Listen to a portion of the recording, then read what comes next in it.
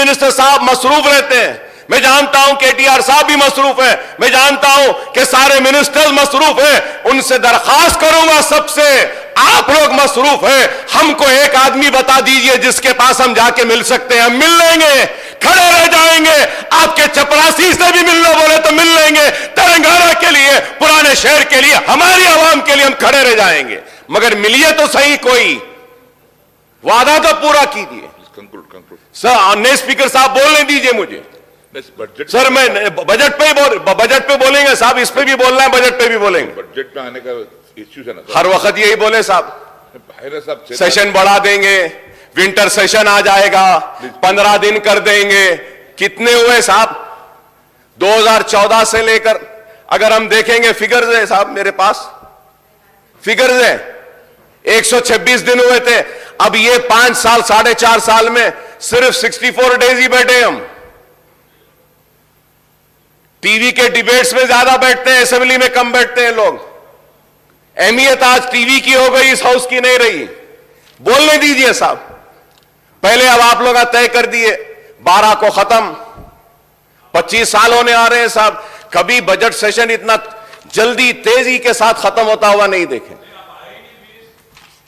Letter भेजा मैं BSc में, इस वास्ते नहीं आए हैं जियो, आपके चीफ मिनिस्टर साहब भी नहीं आए, लीडर ऑफ द हाउस भी नहीं आए, नहीं आए तो फिर हम नहीं आए तो क्या? हाँ तो क्या? देखिए मैं तसादुम करना नहीं चाहता, तो बोलना नहीं है, या तो आइए माइक पे आके बोलिए, बोलने दीजिए हमको। Please conclude. वही तो बोल रहा हूं मैं, तो आप माइक नहीं लेते, आप वैसे ही बोलते हैं। आप माइक लेकर बोलिए ना। अकबर साहब बोलिए आप। Please conclude. इतना गुस्सा आप लोग को, इतनी नाराजगी कि फिर क्यों भाई? बोलने दीजिए ना, बोलने दीजिए। शिकायत क्या है साहब, शिकायत क्या है बताइए। अकबर साहब से भी रिक्वेस्ट करता हूं, आप आज गवर्नर स्पीच पे आपकी सजेशन, आपके इनपुट, आपके जो भी कमेंट्स है आप दे रहे हो, उस बात पे गवर्नमेंट जरूर रिप्लाई करेगी, but to make sweeping remarks saying the government is not functioning, ministers are not available, ఇది మంచిది కాదు అధ్యక్ష, మంచి ధోరణి కాదు. ఇప్పటికైనా వారిని సవరించుకోమనండి. మీరు కూడా సమయపాలన పాటించాలి అధ్యక్ష, ఎందుకంటే మరి మాకు కూడా అవకాశాలు రావాలి, మేము కూడా మాట్లాడాలి, మంత్రులు సమాధానం చెప్పాలి, ఇక్కడ చెప్పి మేము కౌన్సిల్కి పోవాలి. కాబట్టి ఇది కరెక్ట్ వ్యవహారం అయితే కాదు. వారిని కూడా దయచేసి సమయపాలన పాటించే విధంగా తమరు చర్య తీసుకోవాలని కోరుతా ఉన్నాను అధ్యక్ష. Please conclude. Honorable Speaker sir, Honorable Minister Saab is a very learned man. He is also a senior man, very qualified, well educated. I just want to tell one thing is that I am not a newcomer in this house. आप 107 हैं, जरूर आप लीजिए, 2 दिन बात करिए, एतराज नहीं है इस बात पर। एतराज इस बात पे है कि टॉलरेंस लेवल किसका कितना है। आपका टॉलरेंस लेवल ही कम होते जा रहा है, टॉलरेट ही नहीं करना चाह रहे। हाँ, अगर अकबर ओवैसी यहां खड़े रहकर 1 घंटा तारीफ करेगा तो और 1 घंटा बोलेंगे। देखिए, अरे देखिए, हेल्दी डेमोक्रेसी में एक दूसरे को सुनने की ताकत भी होनी चाहिए। अकबर साहब, तनकीद को भी सुनना चाहिए, जब ही डेमोक्रेसी मजबूत होती है। नहीं अकबर साहब, There was a time when I used to speak, Roshaya Saab was a finance minister, I used to criticize the government. He used to get up from his chair and come and tell me, Mr. Owaisi, you have spoken well. Very good young man, he used to say. I have seen so many chief ministers. Please conclude. और मैं यहां खड़े रह के बोल, आपने कहा कि अकबर साहब बीएससी में नहीं आए। सर, ऑनरेबल स्पीकर सर, मैं नहीं, I am not yielding, sir. Let me complete, sir. Let me complete. I am not yielding, sir. Let me complete. Let me complete, sir. Then I'll give you an opportunity. Sir, Akbar గారు ఇప్పటికైనా కానీ governor ప్రసంగం మీద మాట్లాడమని సూచించండి sir. ఇంకా వాళ్ళతో మాట్లాడుతూ పోతే మేము కూడా ఆయన చూసినాం సార్. మేము ఆయన వారు సభ్యులుగా ఉన్నప్పుడు రోషే గురించి మాట్లాడుతున్నారు, వాళ్ళ గురించి మాట్లాడుతున్నారు. వారు చాలా బాగా మాట్లాడేది. ఈ మధ్యలో వారికి కూడా కోపం ఎక్కువ వస్తున్నారు అధ్యక్ష. అప్పుడు చాలా బాగా మాట్లాడేది, ఎందుకో వారికే కోపం ఎక్కువ వస్తుంది, మాకు రావట్లేదు కోపం. आपको गुस्सा ज्यादा हो रहे, हम नहीं हो रहे, आपको टॉलरेंस कम हो रहे, हमको नहीं हुआ। जिसपे ऊपर आप गुस्सा आना है उस पे ऊपर आइए। आप हमारे ऊपर गुस्सा है तो क्या आता? దయచేసి అధ్యక్ష గవర్నర్ ప్రసంగం మీద మాట కంక్లూడ్ చేయమని రిక్వెస్ట్ చేస్తున్నాం వాళ్ళకి। साहब आप सीनियर आदमी हैं, साहब आप जब बोलते हैं तो मैं जवाब नहीं देना साहब। नहीं बार बार आपको बोलना जरूरत नहीं पड़ता। सर देखिए साहब, अब अगर मिनिस्टर साहब उठ के बोलेंगे मैं जवाब नहीं देना। नहीं साहब आप सीनियर मोस्ट आदमी हैं, आप जो भी बोले आप तारीफ करें, अकबर साहब तो मुझे भी आपकी तारीफ करने दीजिए पलट के। अकबर साहब एक भी आप पे करने का नहीं। आप अच्छा बात कर रहे हैं। गवर्नर स्पीच के ऊपर जो पहला आप जो कोर्ट की अच्छा किए, मैं भी तारीफ करता हूं। फिर भी आप सीनियर मेंबर है, आप पूरा जानते हैं, प्लीज काइंडली कोऑपरेट। नहीं सर, मैं एक ही बात बोलना चाह रहा हूं। मिनिस्टर साहब ने कहा कि अकबर साहब आप बीएससी में नहीं आए। सर मैं नहीं आया हूंगा, क्या मेरा रिप्रेजेंटेशन आप तक गया नहीं या नहीं गया? कितने दिन असेंबली करना हम बोले या नहीं बोले लेटर में? कौन से इश्यूज को टेकअप करना बोले या नहीं बोले? शायद मिनिस्टर साहब को नहीं मालूम, उनको भी कॉपी भेज देता हूं। आप बोलिए साहब, हम क्या बराबर वहां पे अपना रिप्रेजेंटेशन दिए या नहीं दिए सर? दिए सर या नहीं दिए सर? सर हम दिए, बराबर दिए। हम नहीं भी आए तो हमारे मसाइल को रखे, हम नहीं भी आए तो क्या मसाइल को उठाना है वो भी हम बोले, हम नहीं आए तो उसकी वजह भी बोले। आप बोल रहे हैं कि आप नहीं आए, प्लीज हाँ हम बराबर भेजे अपने मसाइल। Please conclude. मैं कर रहा हूं सर, मैं अब इसमें का कंक्लूड कर रहा हूं। प्लीज ये लोग के पास में एक सबर नहीं है साहब कि खामखा के उलझना चाहते हैं। हम बार बार बोलते रहे जीएसटी से तेलंगाना का नुकसान होगा, नहीं होगा अकबर साहब बेफिक्र रहिए। डिवोल्यूशन ऑफ फंड्स में हमको कम आएंगे पैसे। चीफ मिनिस्टर साहब ने उठकर कहा अकबर साहब आप बेफिक्र रहिए नहीं आएंगे, आज हो रहा है। हमने डिमोनेटाइजेशन पे उठकर खड़े रहकर मैंने कहा, सीएम साहब ने कहा नहीं अकबर साहब नहीं, आप बेफिक्र रहिए नहीं होगा। और प्राइम मिनिस्टर को ऐसा नहीं बोलना चाहिए डिमोनेटाइजेशन अच्छा है बोले। हम बोले नहीं, आप भरोसा मत करिए इन पर, ये कभी भी साथ छोड़ देंगे नहीं। आप नहीं अकबर साहब, हम बराबर करेंगे। अब उसके बाद में वाइस प्रेसिडेंट के इलेक्शन में आपने साथ दिया, प्रेसिडेंट इलेक्शन में आपने साथ दिया बीजेपी का, लेकिन बीजेपी ने क्या किया आपके साथ? क्या किया बताइए?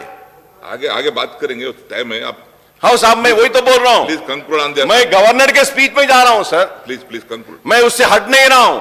अब उठ के अगर बोल रहे हैं तो मुझे जवाब तो देना पड़ेगा। दे दिए देना पड़ेगा ना साहब मुझे। दोनों भी आप करीब होते रहे, इतने करीब होते रहे कि आपको दूर कर दिया गया। आज दूर हो गए तो वो बुरे हो गए। अरे हम यही बात कह रहे थे कि इतना करीब ना जाइए। खैर इसके साथ मैं मुबारकबादी देता हूं चीफ मिनिस्टर साहब को, टीआरएस पार्टी को भारत राष्ट्र समिति बनने पर कि तेलंगाना का राष्ट्र हो गया, अब आप भारत का राष्ट्र करने निकले हैं, आपको मुबारकबादी देता हूं। मगर उसके साथ यह भी जरूर कहूंगा कि इस बात का भी ख्याल रखिए कि हम जब गए तो हमको बी टीम बोले, नहीं मालूम अब आपको कौन सी टीम बोलेंगे, नहीं मालूम कि आपको कौन सी टीम बोलेंगे। बस यहां पे दो ही लोग हैं, एक वो और दूसरे कौन है मालूम है? ये नहीं चाहते कि कोई तीसरा आए। तो होशियारी के साथ, समझदारी के साथ आगे बढ़िए। स्पीकर साहब मैं ये बात भी कहूंगा कि 5 साल से मुसलमानों को कर्ज नहीं दिया गया, 5 साल से माइनॉरिटी फाइनेंस कॉर्पोरेशन से कर्ज नहीं किया गया। नहीं सर इसमें बोले माइनॉरिटीज का सबका अच्छा कर रहे बोल के, तो मैं बताना चाह रहा हूं कि 5 साल से दरखास्तें नहीं बुलाए गए। जब बुलाए गए तो 1.5 लाख से ऊपर आए, अब दरखास्तें बुलाए तो 2 लाख चिल्लर दरखास्तें आई हैं। पैसा कम है, पैसा दीजिए ताकि उन दरखास्तों को क्लियर कर सकें।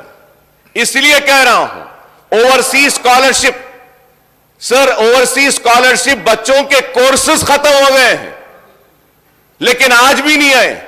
150 करोड़ रुपए अगर दे देंगे तो पूरे पैसे आ जाएंगे। मरकजी हुकूमत की एक ग्रांट है जहां पे स्कूल बिल्डिंग्स बना रहे माइनॉरिटीज के लिए, स्टेट गवर्नमेंट का एक शेयर होता है, वो शेयर रिलीज करना है उसको रिलीज कीजिए। यही बात कह रहा हूं, यही बात कह रहा हूं। मैं ये कहना चाहता हूं कि औकाफी जायदादें तबाह बर्बाद हो रही हैं, औकाफी जायदादें जा रही हैं। हुसैन शाह वली रहमतुल्लाह अलैह की 1600 चिल्लर एकड़ जमीन चले गई। जब तेलंगाना का एजिटेशन हो रहा था तो टीआरएस लड़ रही थी उस जमीन के लिए, और फिर उसके बाद में सुप्रीम कोर्ट में हुकूमत की जानिब से हलफनामा डाला गया कि यह रियासत की जायदाद है। तो मैं ये बातें बताना चाह रहा हूं, बताना इसलिए चाह रहा हूं कि अगर इन बातों का करेक्शन नहीं होगा तो फिर इससे नुकसान होगा। खर्च के लिए खतार में है, उस्मानिया दवाखाना तामीर होना है, मेट्रो ट्रेन आनी है, रोड वाइडनिंग पुराने शहर में होनी है, सीवरेज प्लान हमने दिया है उसको मंजूरी देना है। तो मैं यही कहूंगा कि आप बस्ती दवाखाने खोले हैं, बहुत अच्छा है, इससे फायदा हो रहा है, मुबारक। डायलिसिस सेंटर्स खोले हैं, बहुत अच्छा है।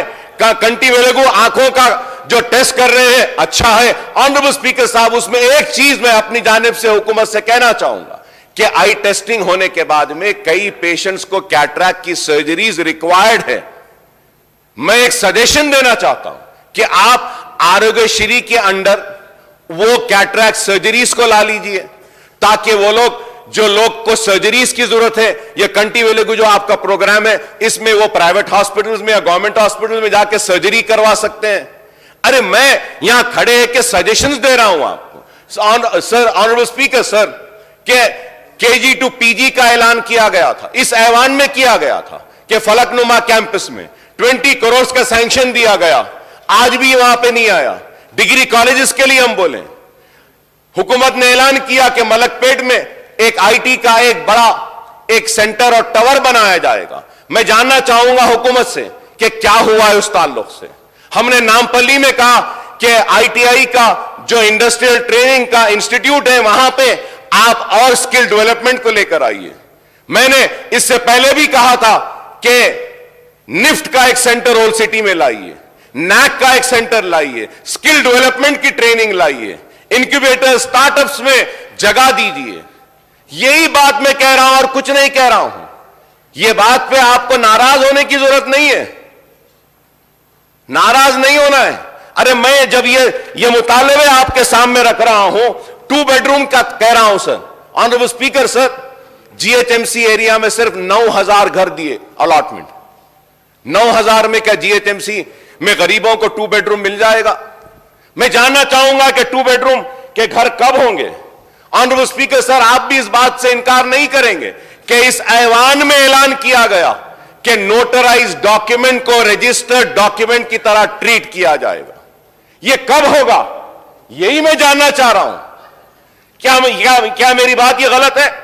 खुली कुतुब शाह अर्बन डेवलपमेंट के ताल्लुक से जानना चाहता हूं, मेट्रो ट्रेन आखिर चलेगी या नहीं चलेगी? मूसी को डेवलप करने की बात की गई, मूसी का डेवलपमेंट का अभी कुछ नहीं हुआ है, उसका क्या होगा? मैं यह भी जानना चाहूंगा।